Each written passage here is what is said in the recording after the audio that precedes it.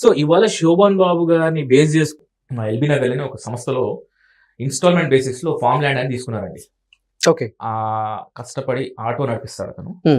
So అతనికి ఎలా నష్టపోయిన తర్వాత వాళ్ళు బ్యానర్లు పట్టుకునేసి ప్రదర్శిస్తున్నారు ఆఫీస్ ముందు. అందులో ఒక వ్యక్తి నేను పర్సనల్ తెలిసిన వ్యక్తి నేను మాట్లాడాను అనమాట అతను. మీరు ఎలా ట్రాప్ అయ్యారు, ఎలా మీరు ఇన్స్టాల్మెంట్ లో వెళ్ళారు, ఏంటిదని దానిపైన ఒకసారి కూలంకుషంగా అతను మాట్లాడారు. మాట్లాడినప్పుడు అతను చెప్పిన విషయం ఏంటంటే, నా తోటి ఆటో డ్రైవర్ అతను ఇందులో ఇన్వెస్ట్మెంట్ చేశాడు, అతను నాకు పరిచయం చేశాడు. సో పరిచయం చేసినప్పుడు ఆ యొక్క సేల్స్ ఎగ్జిక్యూటివ్ ఎవరైతే ఉంటారో ఇన్నోవా కార్ వేసుకునేసి మంచి కోటు అంతా వేసేసుకునేసి మార్కెటింగ్ స్టైల్ అండి. ఒక సామాన్యుడి ఇంటికి తను వచ్చేసి మీ యొక్క ప్రాపర్టీ వాల్యూస్ ని, అంటే ప్రాపర్టీ సేల్ చేసే టెక్నిక్ ని ఇలా చూపించేసరికి వాళ్ళు అరే ఒక పెద్ద వ్యక్తి మా ఇంటి దగ్గరకు వచ్చాడు, మనం కట్టేది ఎంత 10,000 కదా ఇన్స్టాల్మెంట్ అనే దాంట్లో ట్రాప్ అయిపోయి ఇన్వెస్ట్మెంట్ చేశాడు.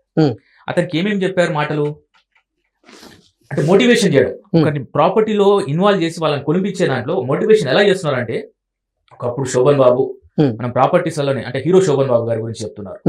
శోభన్ బాబు గారు చెప్పారు, మనం ఏదున్నా కానీ కూడా భూమి ఇంతే ఉంటుంది, పెరగదు తరగదు, మనం ప్రాపర్టీస్ లో ఇన్వెస్ట్మెంట్ చేస్తే బాగుంటుంది అనే దానిపైన వాళ్ళని మోటివేట్ చేయడం. మళ్ళీ దాని తర్వాత మీరు ఒకప్పుడు ఇక్కడ ఏరియాలో ఎల్బీ నగర్ ఏరియాలో 100 రూపాయలకి గజం ఉండే, ఇప్పుడు 2 లక్షల గజం అయింది. ఇప్పుడు 40 కిలోమీటర్ల తర్వాత మీరు 1000 రూపాయల గజం కొంటున్నారు, ఇంకొక 10 ఏళ్ల తర్వాత అది 1,00,000 రూపాయల గజం అయ్యే ఛాన్సెస్ ఉంటాయి. ఇలా వాళ్ళని మోటివేట్ చేయడం అనమాట. మోటివేట్ చేసి ఇన్వాల్వ్ చేసేసి వాళ్ళని కొనిపించే విధంగా వాళ్ళని దింపుతున్నారు. బుక్లోకి దింపిన తర్వాత ఒక 20 ఇన్స్టాల్మెంట్ 25 ఇన్స్టాల్మెంట్ కట్టేశారు. వాళ్ళంతా కూడా కట్టిన తర్వాత కంపెనీ దివాలా తీసింది. ఇక ఏది మార్కెటింగ్ టెక్నిక్స్ ని అన్నిటిని మానేసేయండి.